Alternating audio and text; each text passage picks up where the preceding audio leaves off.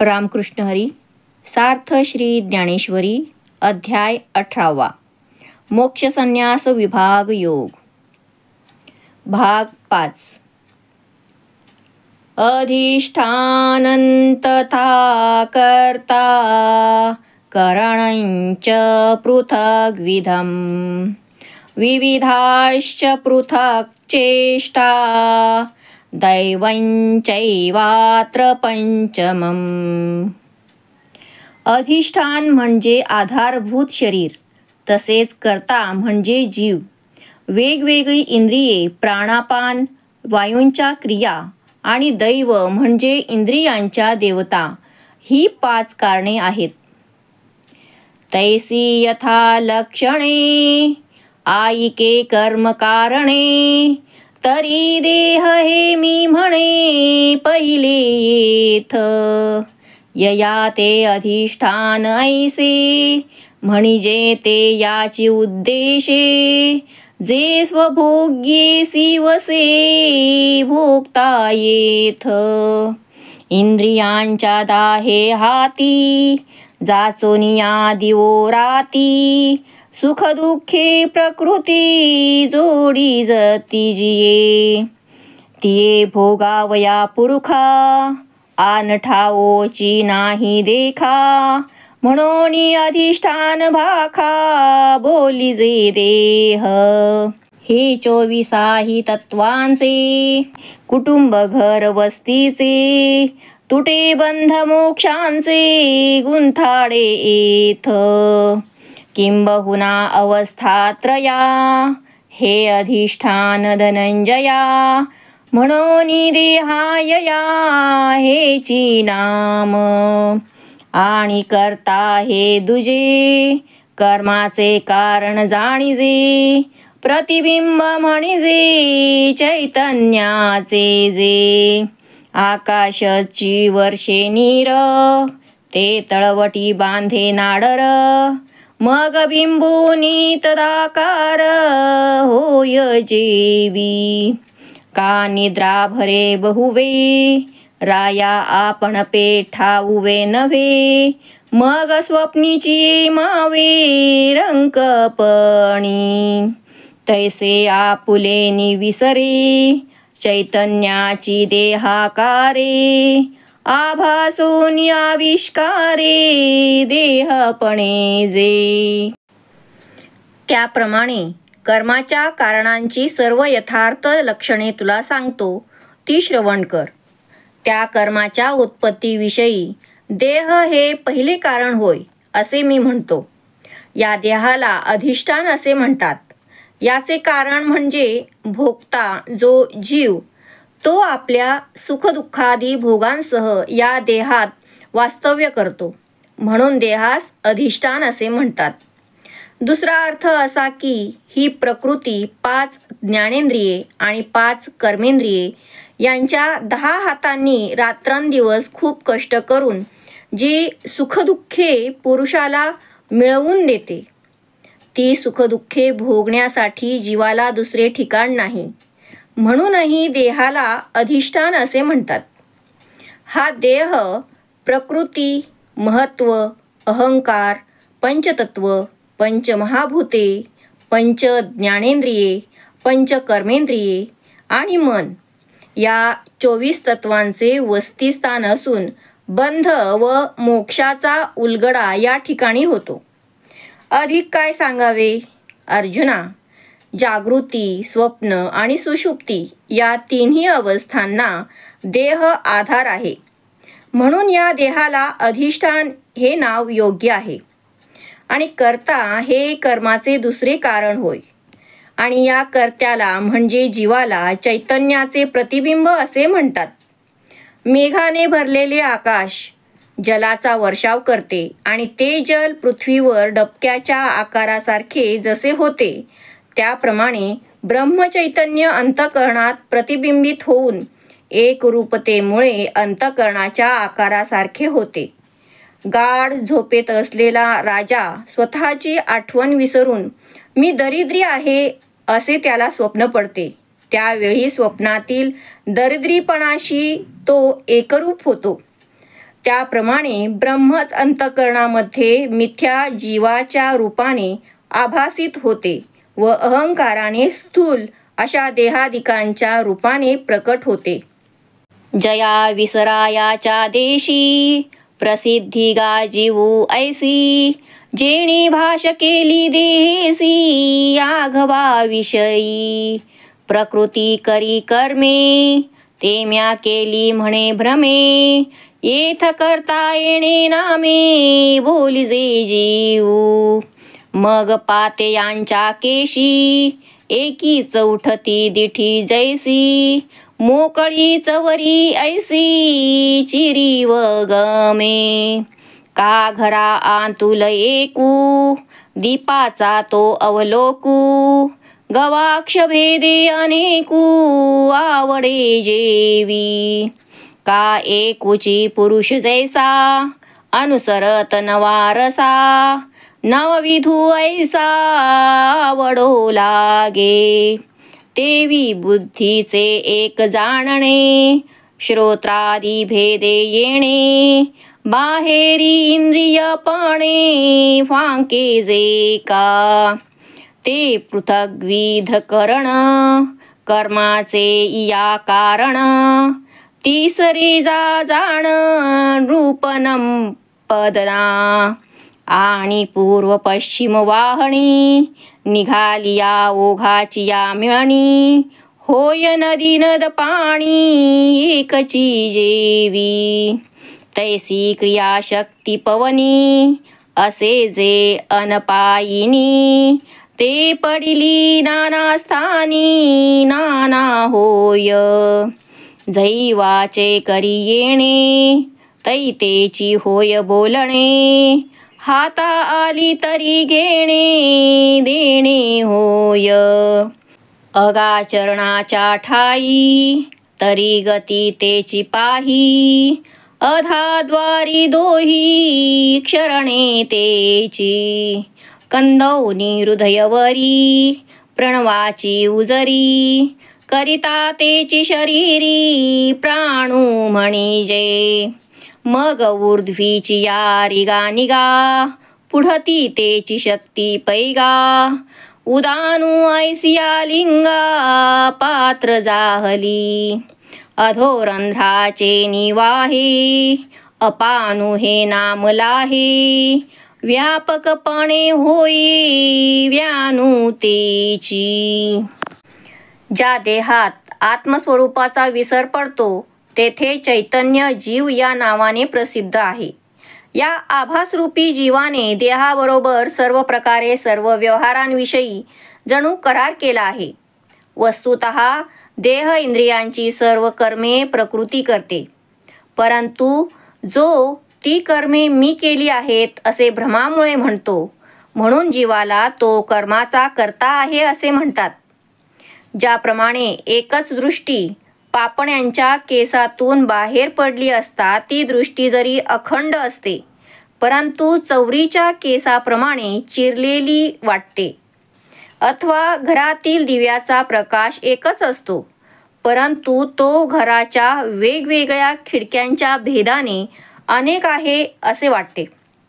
अथवा एकच कलाकार पुरुष, शृंगार, वीर, करुणा इत्यादी नवरसांचे आविर्भाव प्रगट करू लागला म्हणजे तो जसा 9 प्रकारचा वाटू लागतो, त्याप्रमाणे बुद्धीत असलेले ज्ञान एकच असून पंच ज्ञानेंद्रियांच्या रूपाने देहाच्या बाहेर जे काही प्रकट होत असते, हे राजपुत्रा अर्जुना, ती वेगवेगळी इंद्रिये या कर्माचे तिसरे कारण आहे असे जाण.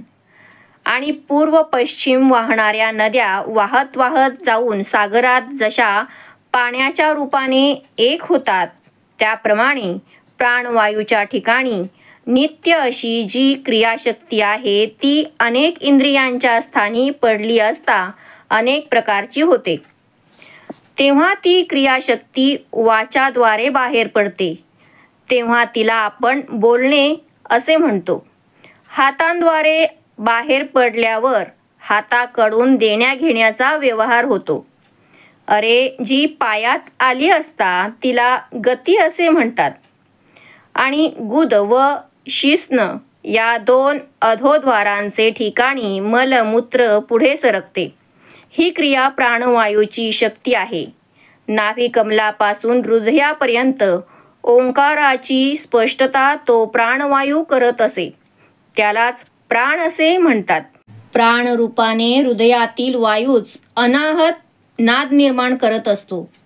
मग ती प्राणशक्ती कंठातून श्वासोच्छवासाच्या रूपाने आत येते व बाहेर जाते. तेव्हा त्याच प्राणशक्तीला उदान नाव आले.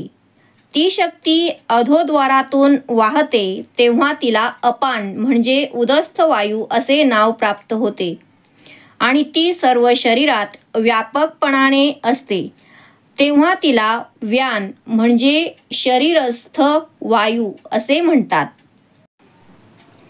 आरोगिले नीरसे शरीर भरी सरिसे आणि न सांडिता असे सर्व संधी ऐसिया इया राहटी मग तेची क्रिया पाठी समान ऐसी किरीटी बोलिजे गा आणि जांभई शिंकढेकर ऐसैसा होतसे व्यापार नाग कूर्म कृकर इत्यादी होय. एवं वायूची हे चेष्टा एकीची परिसुभटा वर्तनास्तव पालटा येतसे जे ते भेदली वृत्तीपंथे वायुशक्ती गा येथे कर्मकारण चौथे ऐसे जाण आणि ऋतू बरवा शारदू शारदी पुढती चांदू चंद्री जैसा संबंधू पौर्णिमेचा का वसंती बरवा आरामू आरामी ही प्रिय संगमू संगमी आगमू उपचारांचा नाना कमळी पांडवा विकासू जैसा बरवा विकासी ही यावा परागाचा वाचे बरवे कवित्व कवित्वी बरवे रसिकत्व रसिकत्वी परतत्व स्पर्शू जैसा तैसी सर्व वृत्ती वैभवी बुद्धीची एकली बरवी बुद्धी बरवनवी इंद्रिय प्रौढी मंडळा शृंगारू एकुची निर्मळा जय अधिष्ठात्रिया कामेळा देवतांचा जो म्हणून चक्षुरादिकी दाहे इंद्रिया पाठी स्वानुग्रहे सूर्यादिक काहे सुरांचे वृंद ते देव वृंद बरवे कर्म कारण पाचवे अर्जुना येथ जाणावे देव म्हणे. एवं माने तुझी ये आयणी तैसी कर्मजातांची हे खाणी पंचविध आकणी निरूपिली. आता हेची खाणी वाढे मग कर्माची सृष्टी घडे जिही ते हे तुही उघडे दाऊ पांचै. ती वायूची क्रियाशक्ती खाल्लेल्या अन्नाच्या जीवनरसाने सर्व शरीर सारख्या प्रमाणात भरत असते. शरीरातील कोणताही सांधा न सोडता सर्व सांध्यात ती असते. अर्जुना, याप्रमाणे सर्व क्रिया होत असून या क्रियाशक्तीला समान असे म्हटले जाते. जांभई, शिंक, ढेकर अशा ज्या विविध क्रिया होतात त्यामुळे ती क्रियाशक्ती नाग, कृकल, देवदत्त आणि धनंजय या नावाची होते. हे उपप्राण होत. अर्जुना, याप्रमाणे प्राणवायूची ती क्रियाशक्ती मुळात एकच आहे, परंतु शरीरातील विविध स्थानांमुळे व असाधारण व्यापारामुळे भिन्न भिन्न स्वरूपांना आणि नावांना ती प्राप्त होते. वेगवेगळ्या कार्यांमुळे निरनिराळी झालेली वायुशक्ती हेच येथे कर्माचे चौथे कारण आहे असे जाण. शरद ऋतूसारखा सर्वोत्तम ऋतू असून त्यात चंद्राचा उदय व्हावा आणि तशात पौर्णिमेचा योग असावा अथवा वसंत ऋतूत बाग जशी आल्हाददायक असते आणि बागेत प्रिय मनुष्याचा योग घडला तर अधिकच उत्तम, आणि त्या योगात जशी इतर उपचारांची प्राप्ती व्हावी, किंवा अर्जुना कमल उमलावे आणि त्या उमललेल्या कमलात परागांचे येणे घडावे. वाणीने काव्य करणे तर उत्तमच, त्या काव्यामध्ये रसात्मकता असणे अधिकच चांगले, आणि त्या रसात्मकतेमध्ये परब्रह्मतत्वाचा स्पर्श म्हणजे ब्रह्मसंबंधीचे निरूपण अधिकच चांगले. तसेच विविध प्रकारच्या ऐश्वर्याने युक्त जी बुद्धी उत्तम प्रकारची असून सर्व इंद्रियांचे सामर्थ्य अनुकूल असावे, आणि सर्व इंद्रियांना भूषण देणारा असा जो अधिष्ठायी देवतांचा समुदाय तोही त्यात अनुकूल असावा. म्हणून सूर्यादिक देवतांचा समुदाय चक्षुरादिक 10 इंद्रियांच्या ठिकाणी स्वतःच्या अनुग्रहाने उभा आहे. अर्जुना, तो देवतांचा सर्व समुदाय हे इंद्रियांचे उत्तम कारण आहे असे जाण, असे देव म्हणाला. याप्रमाणे तुझ्या बुद्धीला पटेल अशा पद्धतीने सर्व कर्मे उत्पन्न होण्याची खाण असलेली 5 कारणे तुझ्या स्मरणात राहतील अशा प्रकारे सांगितली. आता या निमित्त कारणाने ही 5 कारणरूपी खाण वाढते आणि मग सर्व कर्मांची उत्पत्ती होते. ते 5 हेतू देखील तुला स्पष्टपणे सांगतो. शरीर वाङ् मनोभिर्यत् कर्म प्रारभते नरः न्याय्यं वा विपरीतं वा पंचैते तस्य हेतवः. मनुष्य मन, वाणी व शरीर यांनी शास्त्राला अनुसरून किंवा त्याच्या विपरीत देखील जे काही कर्म आरंभितो त्याची ही 5 कारणे आहेत. तरी अवसांत आली माधवी, ते हेतू होय नव पल्लवी. पल्लव पुष्प पुंज दावी, पुष्प फळाते का वार्षे आणि जे मेघू. मेघे वृष्टी प्रसंगू, वृष्टी स्तव भोगू सस्य सुखाचा. ना तरी प्राची अरुणा तेविये, अरुणे सूर्योदयो होये. सूर्ये सगळा पाहे दिवू जैसा, तैसे मन हेतू पांडवा. होय कर्म संकल्प भावा, तो संकल्पू लावी दिवा वाचेचा गा. मग वाचेचा तो दिवटा, दावी कृत्य जातांची या वाटा. तेव्हा करतारी घे कामठा कर्तृत्वाच्या. तेथे शरीराधिक दळवाडे, शरीराधिका हेतूची घडे. लोह काम लोखंडे, निर्वाळी जे जैसे. का तांथुवाचा ताणा, तांथू घालिता वैरणा. तो तंतूची विचक्षणा, होय पटू. तैसे मनवाच्या देहाचे, कर्म मनादी हेतूची रचे. रत्नी घडे रत्नाचे, दळवाडे जेवी. एथ शरीरादिके कारणे, तेची हेतू केवी हे कोणे. अपेक्षिजे तरी तेणे, अवधारी जो. आईका सूर्याची या प्रकाशा, हेतू कारण सूर्योची जैसा. का उसाचे कांडे उसा, वाढी हेतू. जरी अकस्मात वसंत ऋतू आला तरी त्याच्या योगाने वृक्षांना नवीन पालवी फुटते. नवीन पालवीतून फुलांचे घोस तयार होतात आणि त्या फुलांपासून फळे निर्माण होतात. तेव्हा वर्षा ऋतूने मेघांना आणलेले असते. मेघांपासून पर्जन्यवृष्टी होते, त्यामुळे धान्य पिकते आणि ते खाण्याने सुखाचा भोग प्राप्त होतो. किंवा पूर्वेस अरुणोदय होतो. अरुणोदय झाल्यावर सूर्यनारायण उगवतो आणि त्यामुळे संपूर्ण दिवस उजाडतो. अर्जुना, त्याप्रमाणे मन हे कर्म करण्याचा संकल्प होण्यास कारण आहे. तो संकल्प वाचेचा दिवा लावतो, म्हणजे वाचेकडून बोलण्याची क्रिया करवतो.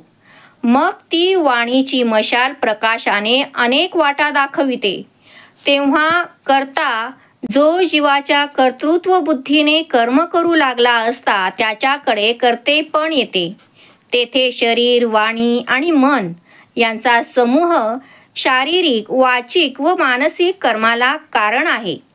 लोखंडाची एखादी वस्तू तयार करणे झाल्यास ज्याप्रमाणे ती लोखंडाच्या हत्यारांनीच तयार करावी लागते, त्याप्रमाणे हे बुद्धिमान अर्जुना, तंतूच्या ताणामध्ये आडवा तंतू भरीस घातला असता तोच तंतू वस्त्र होतो. हिऱ्याला पैलू पाडण्याचे काम हिऱ्यानेच करावे लागते. तसे मन, वाचा व देह यांच्या कर्मास मनच कारण आहे. या ठिकाणी कर्माची शारीरिक कारणे तीच त्यांना हेतू कशी होतील, अशी जर कोणाला शंका येईल तर तो विषय श्रवण करण्याची जे कोणी इच्छा करतात त्यांनी एकाग्रतेने ऐकावे. सूर्याच्या प्रकाशाला कारण व हेतू जसा सूर्यच आहे, अथवा ऊसाच्या वाढीला ऊसाचे कांडे निमित्त व उपादान आहे. नाना वाग्देवता वानावी, तैवाचाची लागे कामवावी. का वेदा वेदेची बोलावी, प्रतिष्ठा जेवी. तैसे कर्मा शरीरादिके, कारण हे कीर ठाऊके. परी हेची हेतू न चुके, हेही येथ. आणि देहादिकी कारणी, देहादी हेतू मिळणी. होय जया उभारणी, कर्म जाता. ते शास्त्रार्थे मानिलेया, मार्गा अनुसरे धनंजया. तरी न्याय तो न्याया, हेतू होय. जैसा पर्जन्योदकाचा लोटू, विपाये धरी साळीचा पाटू. तो जिरे परी चाटू, उपयोगू आथी. का रोषे निघाले अवचटे, पडिले द्वारकेची वाटे. ते शिणे परी सुनाटे, न वचती पदे. तैसे हेतू कारण मेळे, उठी कर्म जे आंधळे. ते शास्त्राचे लाहे डोळे, तै न्याय म्हणिपे. ना दूध वाढिता ठावो पावे, तव उतोनी जाय स्वभावे. तोही वेचू परी नव्हे, वेचिले ते.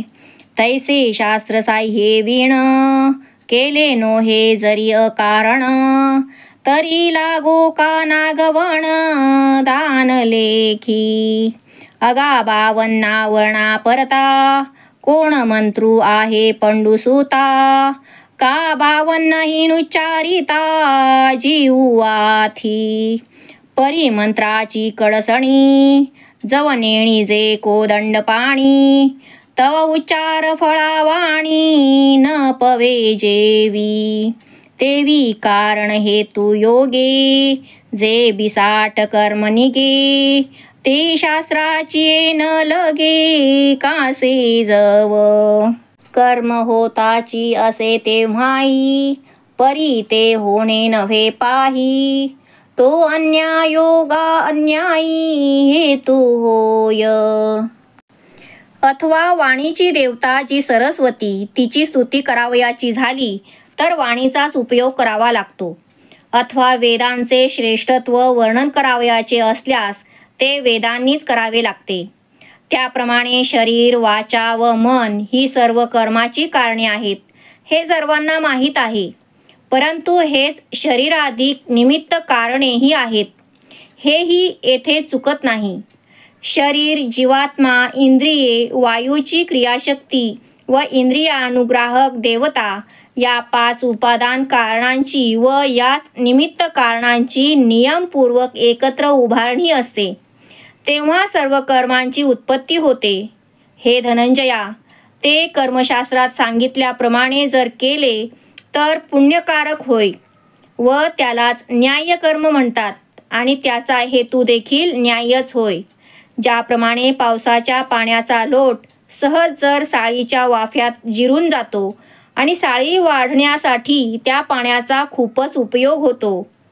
घरी रागावलेला माणूस जर घर सोडून बाहेर निघाला व सहजपणे द्वारकेच्या वाटेला लागला तर त्याला चालण्याचे श्रम होतील, पण त्याचे प्रत्येक पाऊल व्यर्थ होणार नाही, कारण भगवान द्वारकाधीशाचे त्याला दर्शन घडेल.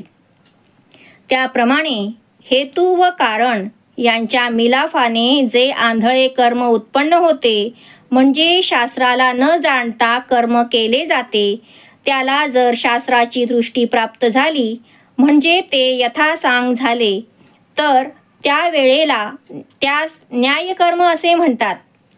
ते पूर्ण कर्म होते. एका भांड्यातील दूध गरिबांना वाटून संपले आणि दुसऱ्या भांड्यातील दूध उतू जाऊन संपले, तर दोन्ही भांड्यातील दूध खर्च झाले हे खरे, परंतु उतू गेलेले दूध खर्च झाले असे म्हणता येत नाही. त्याप्रमाणे शास्त्र न जाणता केलेले कर्म निष्फळ होत नसेल, तर चोरीला गेलेले धन देखील दानधर्माच्या खात्यात लिहावे लागेल. अर्जुना, 52 वर्णांपलीकडे कोणता मंत्र आहे?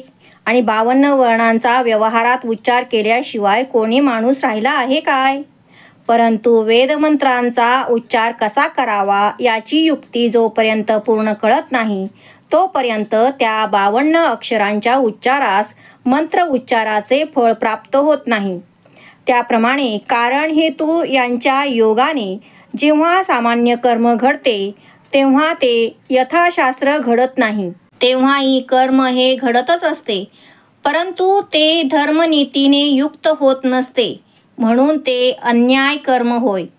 त्यामुळे समाजात अन्याय घडतो व पाप निर्माण होते.